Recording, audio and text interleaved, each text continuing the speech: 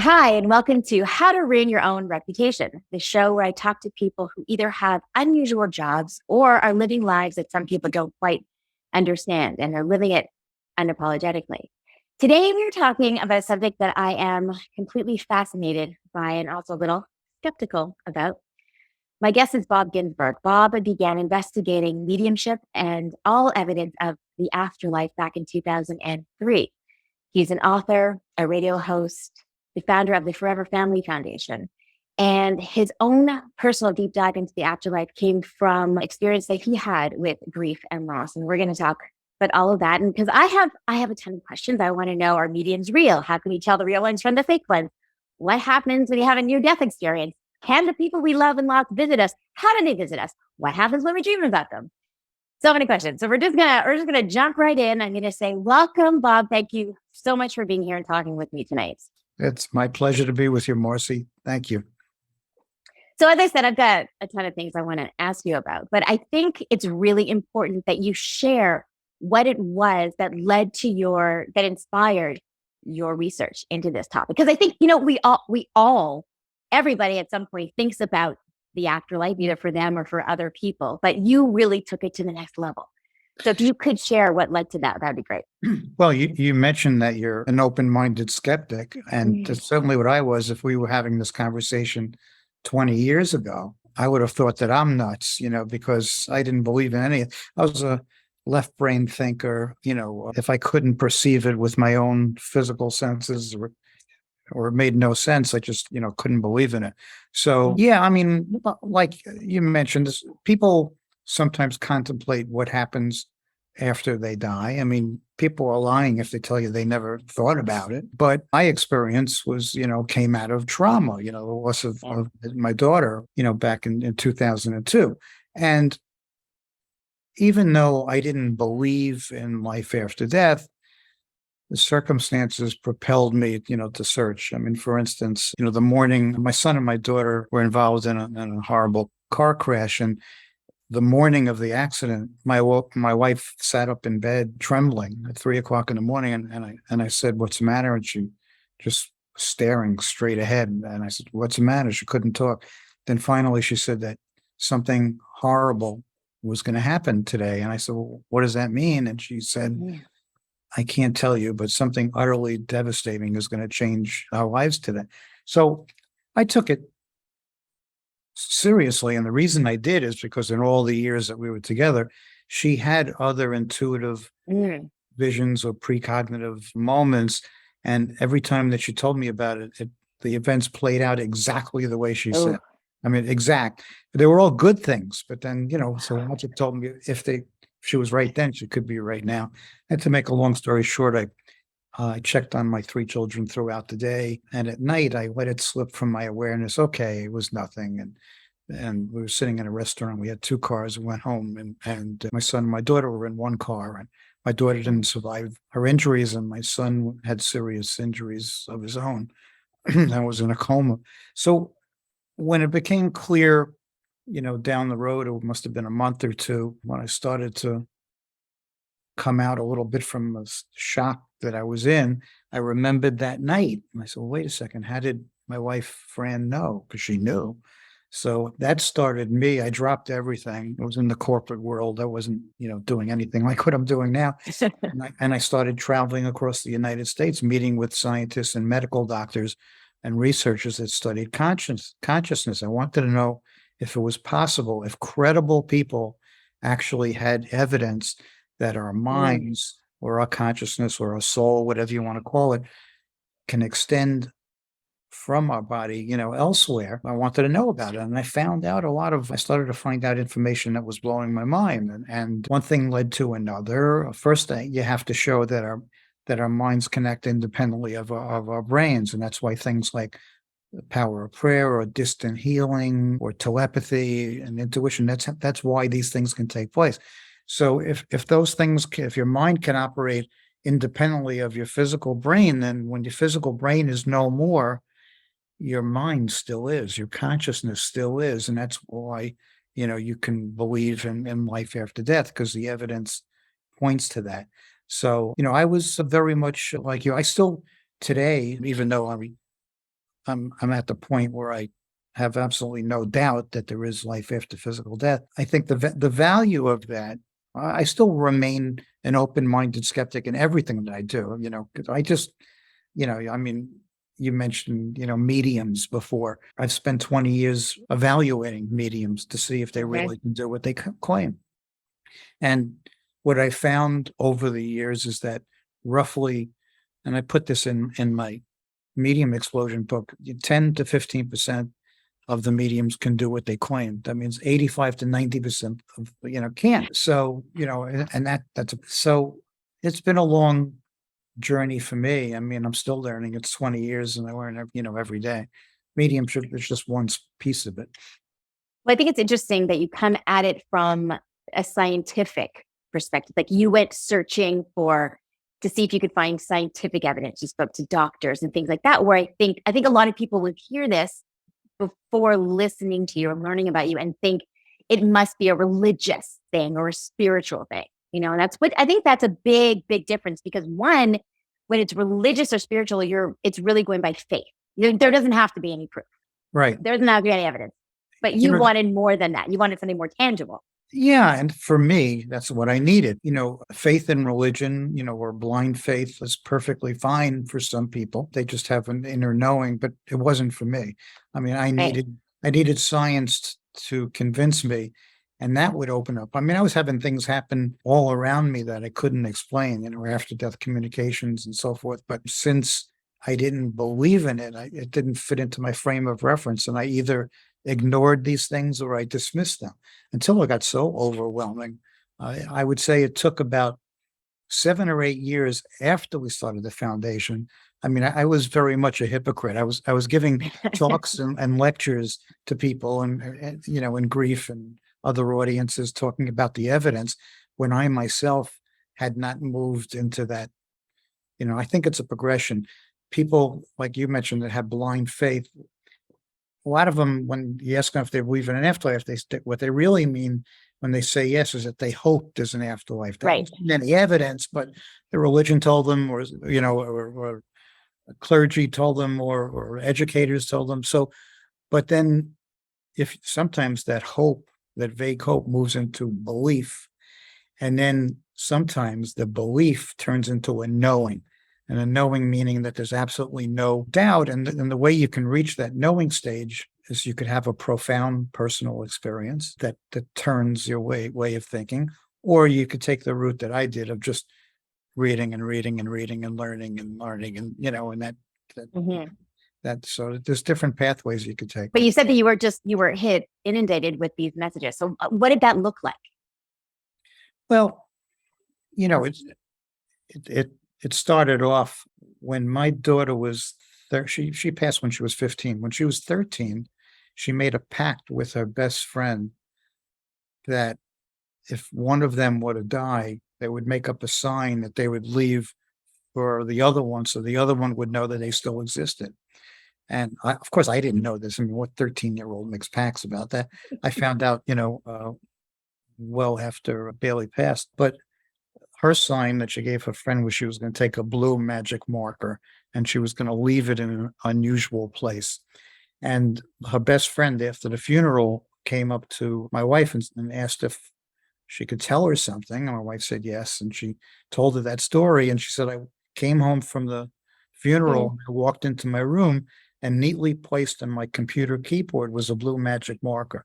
And she went on to say that she didn't own one. She's Oh, hasn't used one. And she went around to asked if anybody in the family had been in the room, and they weren't. So to me, so I heard that it was a nice story, but did I believe, I still said, nah, it's a coincidence. She must have forgotten somehow, whatever. So then, excuse me, I proceeded to have I journaled every single one of them. I had 74 dream visitations from my daughter. And then when I say dream visitations, we all mhm. dream, and most of our dreams are what I would call just a normal rehashing of the day's events or things that are bothering us, and it doesn't make Right. much sense, and it's fragmented and so forth. But when you have a visitation, you could not only sometimes you could see your deceased loved one, you could hug them, you could talk to them, you could smell Right. them. It's as if they were in front of you. It has a totally different feel to it unlike regular dreams, when you wake up, you remember every single detail. You don't forget it. And so it can be very healing, from a grief Mm. perspective. And that's probably the most prevalent type of after death communication that people get, visits from their loved ones. The theory is that when you're at a REM stage of sleep, all your monkey mind, your chatter mind is set aside, and the people on the other side have this conduit that opens up with a pure Right. pathway to get through to you. So, I mean, that's the theory behind that. So, and then my wife was incredible, having incredible experiences. And I kept listening and listening. But one thing that I knew is that she never, ever, in decades and decades, never lied to me once. So everything that she said to me, I knew, was true. And it was helpful to me because I was living vicariously through her Mm. experience. Wow.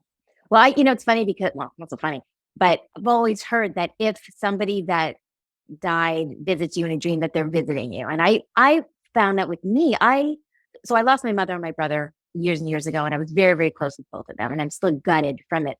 And I find I don't dream about them often, but when I do, it's not pleasant. And whenever I dream about my brother, actually, in those dreams, he doesn't know he's dead, but I do. And so I just hold him and hug him and just like, I don't want to let him go, but when I wake up, I'm so sad. So I don't know if that's a visit or if that's just, I don't know, when I'm eating before I go to bed, but it's sad.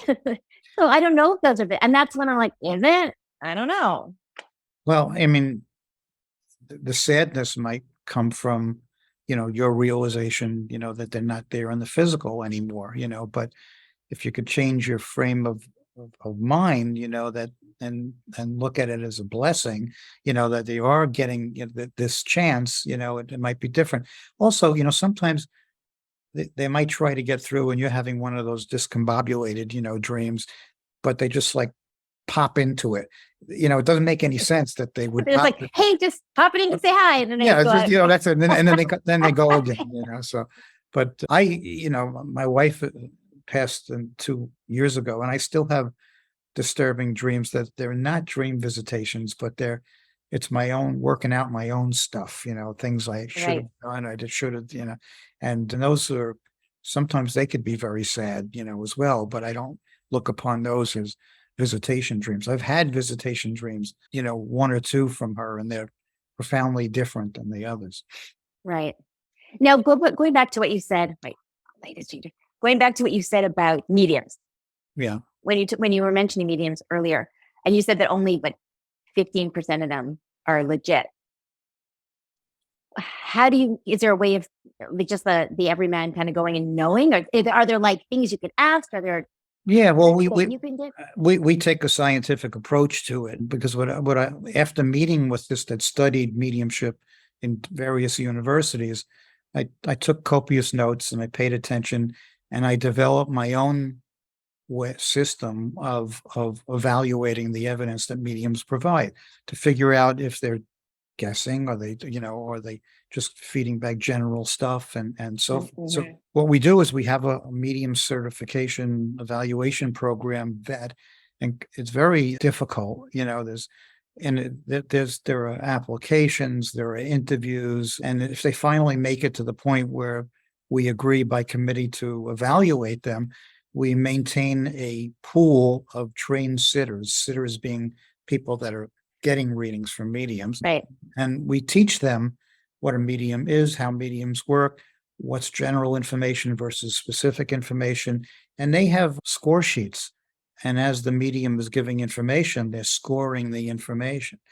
And we have 5 different scoring methods. And in order to gain certification, they have to exceed the guidelines of each one of the 5. Thanks. So, if you think about it, we've been evaluating mediums since 2005. That's 14 years. And we only have 26 mediums. It's not a lot, Yeah. basically like 2 a year or so, so, and it's not to say that when I say that 85% of the mediums can't do what they claim, I'm not saying they're fraudulent, although some are, but most are not. They just have some intuitive ability, as do we all in varying degrees. Right. And somebody says to them, "Hey, you should be a medium." Mediums have there are no licensing boards. There's no ethical guidelines. There's no proficiency exams. I mean, tomorrow you could open up a shingle, Marcy the medium, and start charging people, three, four. Hey, it's got to get a ring to it. Yeah. Yeah, and but should you be doing that? No, but it's because mediumship is serious business. I mean, don't forget they're not grief counselors, and they should never portray themselves as a grief counselor, but they're sitting with people that are very fragile and some of profound stages of grief, and it's a Yeah. big responsibility. To this day, I still cringe when, like one of our mediums is doing an event, because I don't even want to stay in the room, because it's tremendous amount of pressure, because if somebody gets a bad reading, or it makes, no sense, they may walk away saying, "This is just a crock," and, it's not real. And that's exactly the opposite of what I want to accomplish, because a really extraordinary and evidential medium reading can have tremendously positive effects on grief. And there have been many peer-reviewed scientific studies, and have been published in journals, that show that those who believe in life beyond the physical do better in their grief than those who don't. And that makes sense, right? Because what could give you any hope or comfort other than believing that your loved one still exists in some form? Well, it's so true, because I just read something about how there's two kinds of grief. There's a grief that you experience yourself when somebody dies and how you're missing them, but then there's the grief that you feel over what they're missing. They're Right. not getting to experience it. So I guess when you say that, I think that maybe some of that is alleviated when you think that, oh, they're not missing that. Like my mother didn't miss the birth of my child. She wasn't here, but she saw it, or they're not missing. So maybe there's kind of a relief in knowing that, oh, they're still kind of involved without being involved.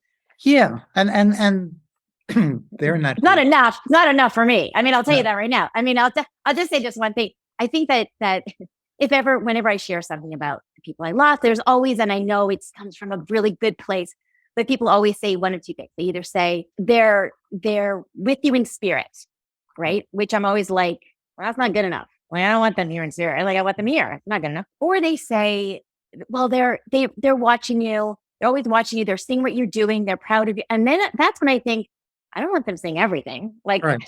I hope there's sometimes when they wouldn't be thrilled with a bunch of things.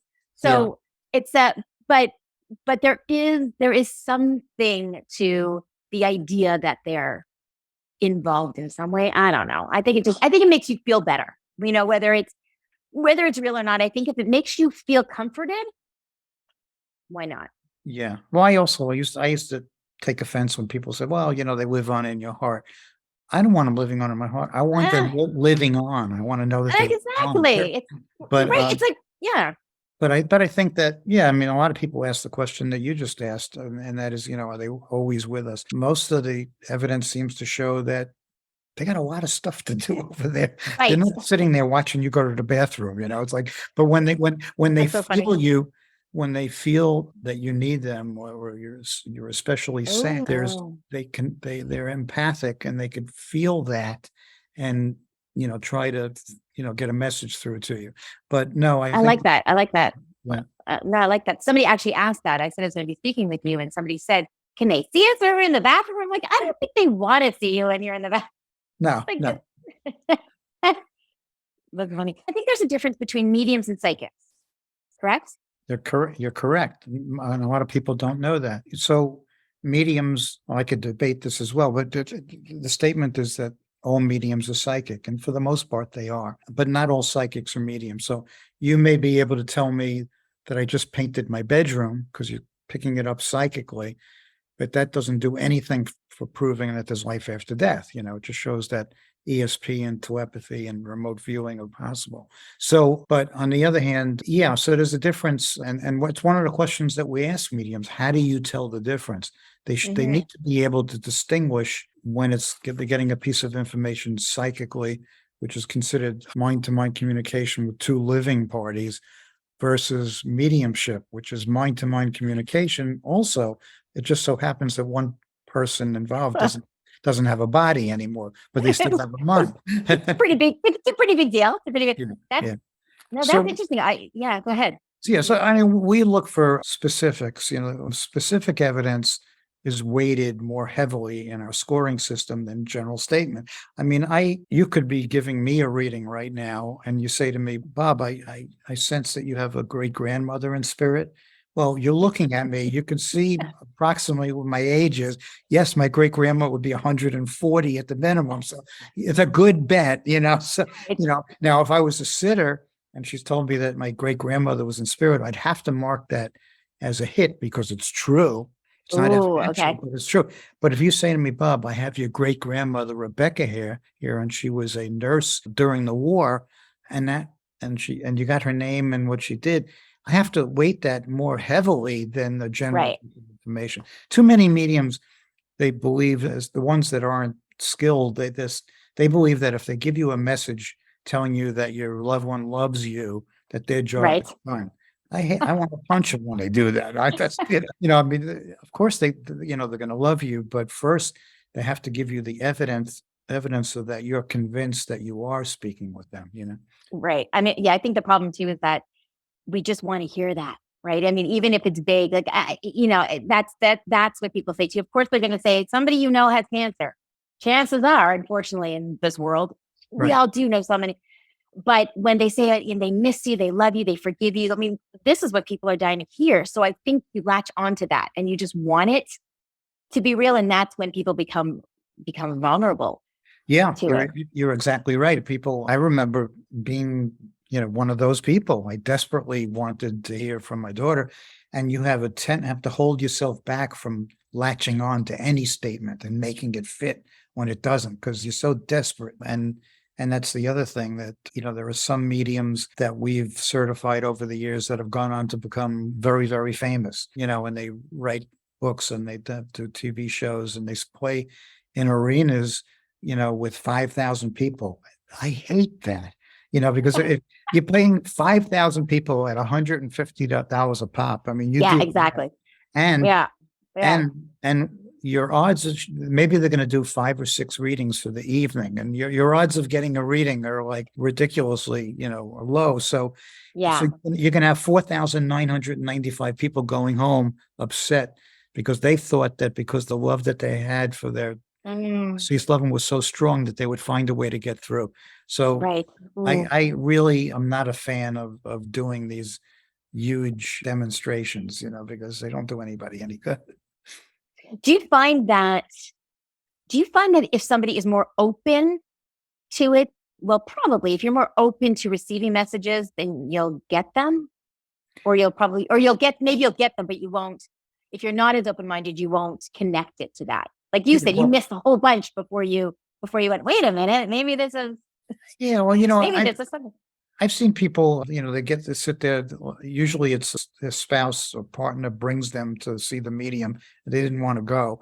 And they'll sit there the whole time with their arms crossed and, and shut down. But I've also seen people that didn't believe in it at all and were very, very skeptical. All of a sudden they get this evidential information that Yeah. starts flowing. And those are people that become more convinced than the person that walked in in a receptive state of mind. Before we formed the foundation, and we were just wallowing in our own grief. My wife dragged me to see a well-known medium, and I mean drag because we would try to support each other if that's what she wanted to do, and I sat there in Manhattan in a room and the medium started me telling stuff. I mean, we don't have time for me to go into it, but there were 3 extremely specific pieces of information that Mm, nobody could have possibly known.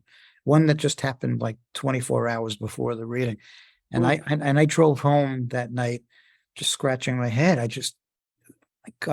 had to be a trick and I had to figure out the trick. No matter what I did, it couldn't have been researched and, nobody knew about it. So was I convinced? No, but that mm. opened me up to learn more and explore.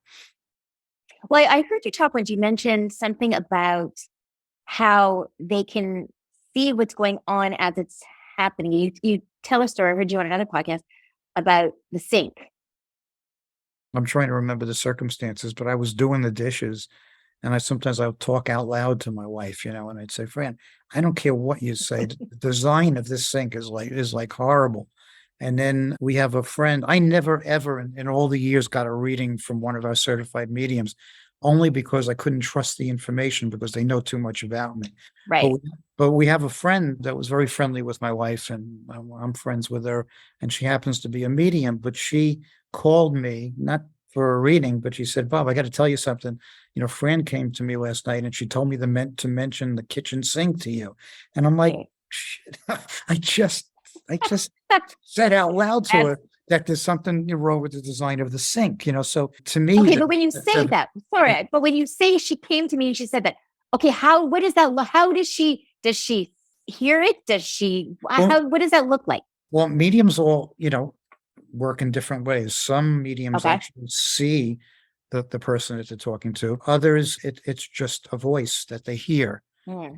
And like in my friend's case, that's the way it was. It's a sense of presence, and then they hear, you know, not audibly, but in their head, a voice. Go tell Bob to mention the kitchen sink, because she knows I'm desperate to get some communication. And Right. there was, Mm. and I was always one to. I don't put a lot of weight behind signs. Sometimes people go overboard. I mean, they'll find a penny in the street and they'll say, "Well, that's my loved one," or they'll find a Yeah. feather and that's my. And it could be, but sometimes you get a sign and it's attached to a knowing. I'll give you one example. Uh, I used to love to hold my wife's hands. They were soft and they were warm and they were always comforting. Don't ask me why, but I always loved it. So That's it sweet. got to the point where Yeah. I was a pain in the neck. So we'd be driving, and every once in a while I'd reach out and I'd hold out my hand, and she'd, usually like my thumb, and she'd wrap her hand around my thumb. It was great. And then so after she passed, every time that I got in my car, out loud, either out loud or just in my mind, I'd say to her, please, just I need to know it's you. And I'd hold out my thumb waiting for her. So I did that for 2 years, nothing, just nothing, but I wouldn't give up. And then just after the 2 year period, I'm driving back and I do the same thing. And I say out loud, Fran, just grab my hand. You got to, and I feel something grabs my hand, and my thumb starts vibrating, and the energy is running up and down my thumb, as if she was, holding my hand. And it lasted for a good 10 minutes straight. And in that instant, me, and I'm skeptical of everything, I knew that Mm. because she would know that the way I am, I need something that even I could not question. And that's what Wow. she came up with. So that's, they find they're pretty inventive in doing things. That's, called psychokinesis, mind over matter. They're entities of energy, and they could use their mind and their energy to manifest something in physical form. So don't ask me how they do it, but there's several hundred years of examples in literature where this stuff has happened. I remember hearing years ago that sometimes they connect through electronics. I remember hearing that years ago, that was the easiest way. You know what? There's just something to that? Yes, it's called the electronic voice phenomena. Which is part of the broader term of instrumental transcommunication. And if you turn on a recording, I mean, back in the day, it was the reel-to-reel recorders, and there were researchers about Mm. 70 years ago that were doing this successfully. But you could just turn on a recorder, set the intention, turn it on for 30 minutes. You could use your phone, and Okay. and then play it back. Now, you might try it for long periods of time. I know people sometimes try it for years and never get anything, and then all of a sudden they start getting voices. So that same medium who I told you about with the kitchen sink, just as a hobby, she's been experimenting with electronic voice phenomena, EVP, for many, many years.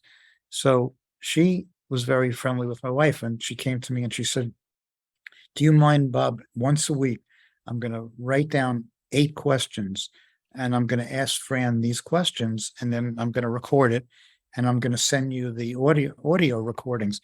Now, most EVPs are not very clear. So, and to me, it's not evidential unless not only do I make sense of it, but if I play it for you, you hear the same thing. Right.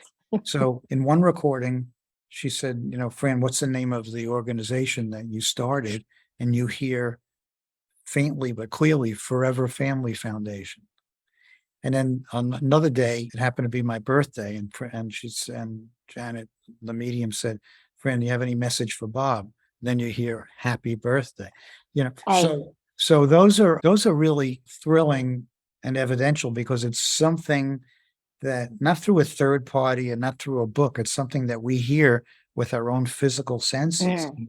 So those can be really evidential.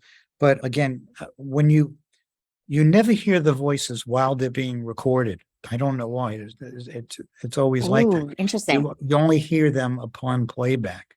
Oh, that's weird. That's interesting. Yeah. So there are a lot of PhDs. We work with a few of them that do this, full time. And not only do they get voices, but they get images. Like they put like a white noise screen on their computer, and then the deceased carve their likeness out of that white noise, and then you compare it to a photo, that the person who it's meant for. It's interesting because, it's proof, but there still has to be some, I don't know, maybe because you're not seeing them. They're not coming in and sitting down and telling you, no, I'm good. And like, you're still, wow. I don't know. You have to believe in the science, I guess. Well, right? Yeah, you always have to rule out all the physical explanations first. That's what I always do. And then, when it comes to proof, is there proof of an afterlife? Well, what happens in the justice system, you have to, in order to be found guilty or innocent, you have to show proof beyond reasonable doubt. Right. So when you examine the existing evidence for life after death, that comes in the form of near-death experiences, mediumship, EVP, reincarnation, after-death communications, and when you step back and you really delve into all these things, you can try to explain away one of these disciplines of research, but when you examine them all as a whole, the thing that makes the most sense is that we survive a physical death. So, in a court of law, it would hold up as proof, but there's not, No. I once had a terrible experience where we were doing a conference in San Francisco, and I was invited to appear on their main news station, and I'm sitting in the green room, and this is back in 2007 or 8, and I hear the talking heads, they come on the screen. They say, next, we're going to have Bob Ginsberg, Vice President of Forever Family Foundation, and he's going to give us unequivocal proof of an afterlife. Oh, no. And I'm sitting there going, oh, Ryan. I knew I was going to be set up, and then I went out there, and of course, so Bob, what is this unequivocal proof? And like I just said to you, I went into the various disciplines of research and how it makes sense collectively. And then they just looked at me and he said, and then the other anchor says, yes, Bob, but what's this unequivocal proof? And I'm like, did you hear what I just said? It didn't last that very long, but yeah. Well, like anything else, I think if you are determined to not believe, then you just won't believe either way, right? I think that's the spiritual part of it. If people are just believe, then nothing will get them to change their mind. In the same way, if somebody is just determined to say, no, there isn't, then it doesn't matter what you bring to them. They won't believe it. They'll think it's a trick, or they'll think you're being delusional or whatever. But I go back to what I said originally. I think that I believe in, like most things, take what you like and leave the rest. So if something sounds too good to be true, fine. But if something, even if part of it makes you feel better, even if you believe part of it, that maybe why not? Why not?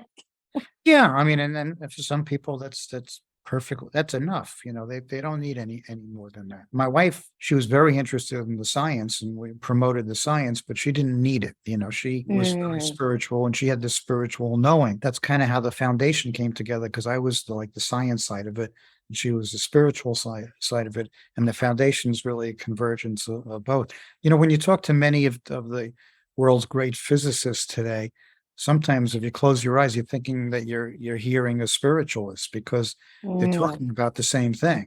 I mean, spiritualist might say a divine spark of light, but the scientists are saying the same thing, just not in those same, terms.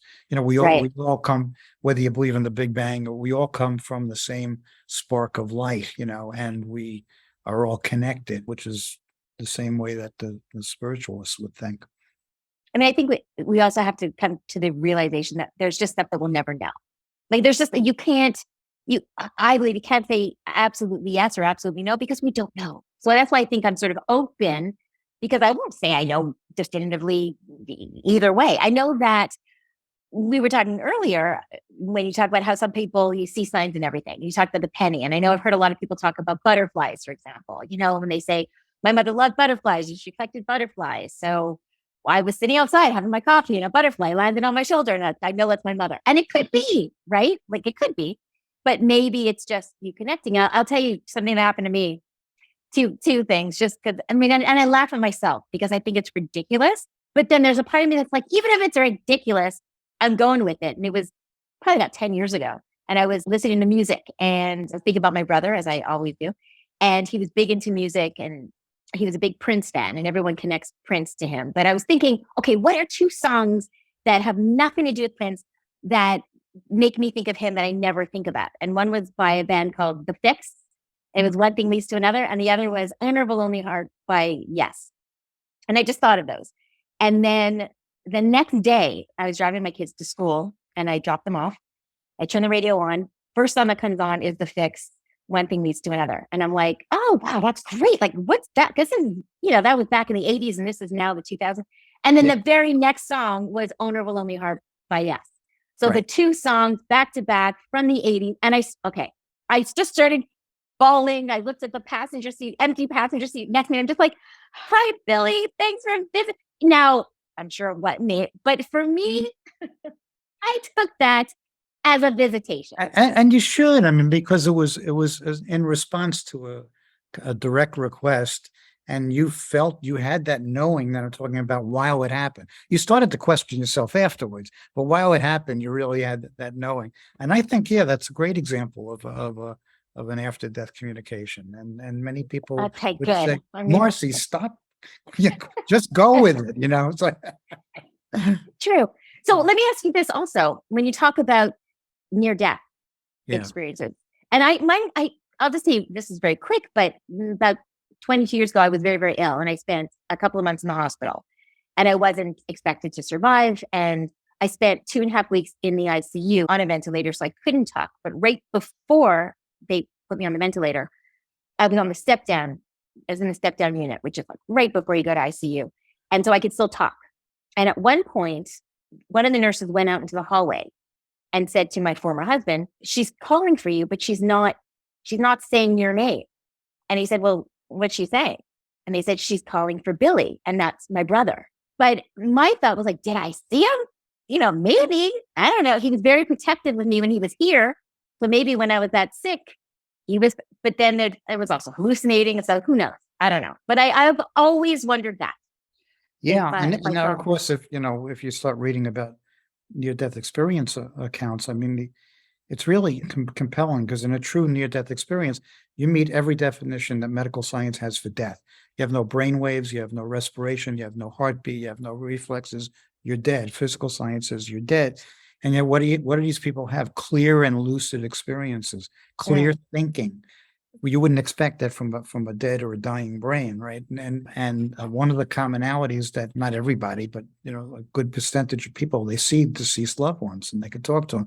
However, they usually remember them, so you might question whether or not it really happened because you weren't really sure. But I always found that evidence to be particularly compelling. Life reviews are fascinating too, because people say that the whole life flashes in front of them. Everyone says that. That happened. Yes, but the key thing about it is they get to feel the good that they imparted upon others and the compassion. On the other hand, they also get to feel the mean crap that they did. Oh no. Okay. So, but it's not the key point is that it's all self-judgment. In other words, the consensus is there's no judge or panel that's telling you, you go here, or you go there. We go where we're among people of like mind, or, that exhibited the same amount of love or compassion and so forth. So it's an incentive based upon that to, if you want to, if you know you're going to be judging yourself, give yourself more good stuff to judge. It's like, maybe that affects, where, which particular sphere we wind up in. I mean, I personally don't believe in a heaven and hell, but I believe that there are people that were really, horrible people while they were on this earth. And I think they're with some other horrible people, but the key is that there's always progression on the other side, no matter how long it takes. So, once you're there and you get to feel all the stuff that you've done, you have help to kind of improve. And so I don't think anybody is stuck for eternity in some fiery place. And now I don't either, but that's interesting. So you're saying you can still evolve and grow and learn when you pass? Of course. Yeah. I mean, that's where the true, learning takes place, and the more, so the way I envision it, you would say you're in this next sphere that you go to. Eventually, when it's time to move on, you'll die in that sphere and be reborn into the next. Call them dimensions, spheres, whatever. Okay. So it's a constant part of. That's why people stop hearing from their deceased loved ones after a certain period of time, because they're getting higher and higher in terms of frequency, and they're evolving, and it's difficult for them to step down into a dense environment from where they are. Are we like at the lowest? We're like the base of everything, and the physical realm? Yeah, pretty much. Yeah. It's like So then how does reincarnation come into it? Like, aren't we I've heard once, it was a medium, again, a celebrity medium, who had said something like, you keep coming back until you get it right. Yeah. The goal is to not keep coming back, because then it means you got it right. Well, the thing that I always, people, they say that, and they say that, you're here to, learn your lesson that you still need to learn, but you don't have any memory, at least after, first couple of years, of what it is you're supposed to learn. So it's kind of a cruel joke. It's like, how will I know what I'm supposed to learn if you don't tell me what it is?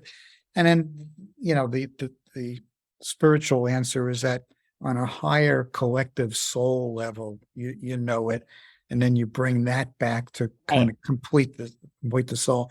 But I don't think that. I think reincarnation is a choice. I think, not everybody has. Some people feel they want to come back, and some people don't. I think more people don't come back than do. So I'm probably in the minority. I can see that. People are like, no, I'm good. I'm done. Good. My close enough. I'm not. Learn my lessons. I don't I'm want to good. do that again. I don't want to do that again.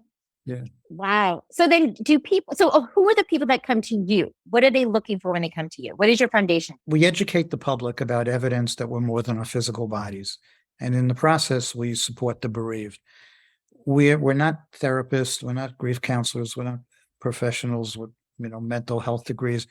We just provide information, but that information can be extremely helpful, more helpful in a lot of cases than traditional, therapy and psychoanalysis and all that stuff, because we're providing evidence, and people are coming to know and believe that their loved one, was just in another place. It just went through a door someplace. Does it alleviate grief? No, of course not. You're always going to have a hole in your heart, but the advantage is that you know that you're going to see them again, and it makes it easier to live your life more fully, not to fear death, as maybe you did before. And it gives you some hope and comfort. And, a lot of people, I encountered a lot of people, they kind of become defined by their grief, that the grief becomes who they are. And they need to be miserable. And if you suggest to them that perhaps their loved one still exists, they may find that to be hurtful, because in their mind it somehow diminishes the depth of their loss, because you're saying, no, they're not really gone.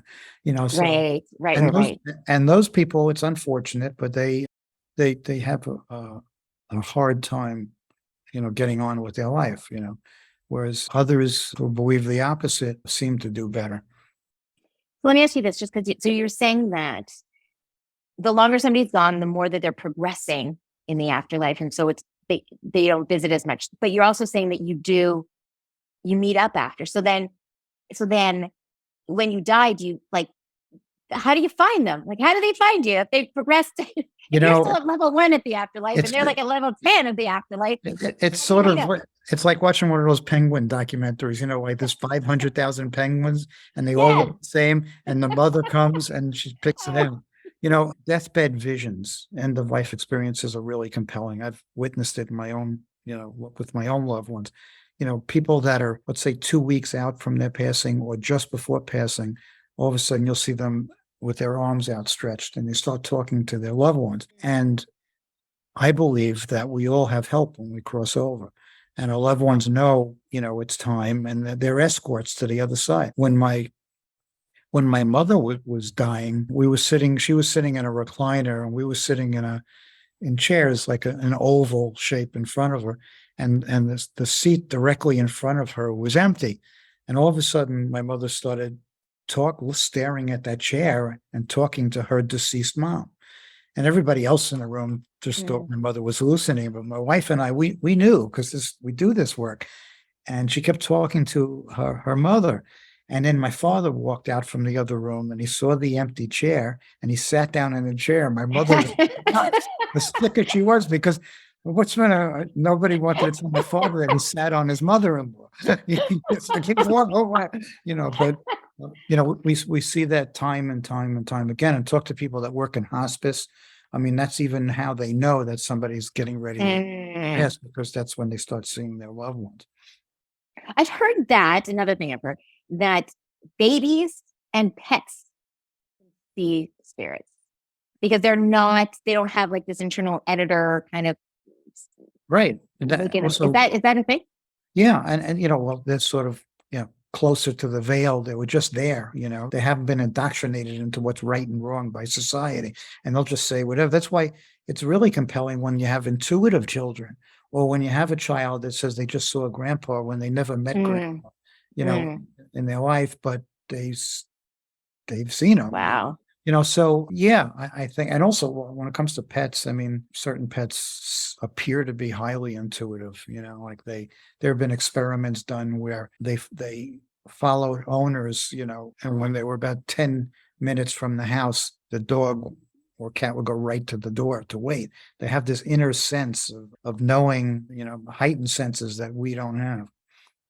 Not that I'm a super scientific person, but there is something kind of comforting to me to hear that there is some proof that, or at least there's more than you think. Like it's not just a belief system, that there are studies that I like knowing. I like the fact that I don't know everything. Right. Yeah. I don't want to know everything. I like that I don't know everything, because then that leaves the door open for possibility. And I think that sometimes just that in itself, knowing that it's possible, that's something that feels good. Yeah. Right?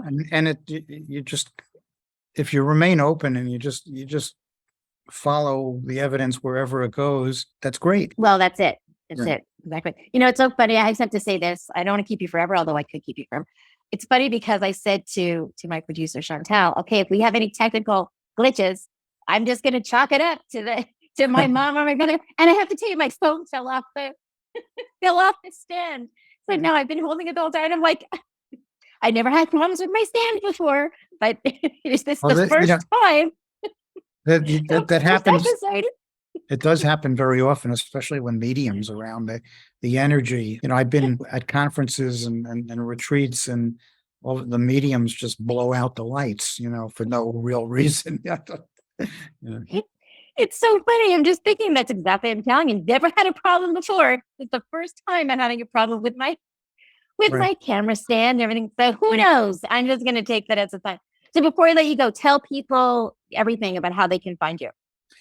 Well, the website of the foundation is forever, spelled out foreverfamilyfoundation.org. There's a list of the certified mediums there, as well as information about all the things that we're talking about tonight. We have a radio show every Thursday night. We've been airing it since 2005, and all the shows are archived. So, and there's a search engine. So if you read a book or you want to learn about somebody, chances are we've interviewed them over the years. My book is called The Medium Explosion. They can get that on Amazon. And I write a blog on beyondthefivesenses.com. And that's just a personal thing.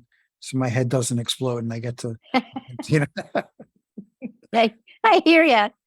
We'll have that all that information in the show notes. But thank you so much for having this conversation with me. It's really something that it's like I said, I'm skeptical, but I'm also so wanting to believe, you know. And I think I love that you're doing that, and I appreciate you taking the time to talk with me.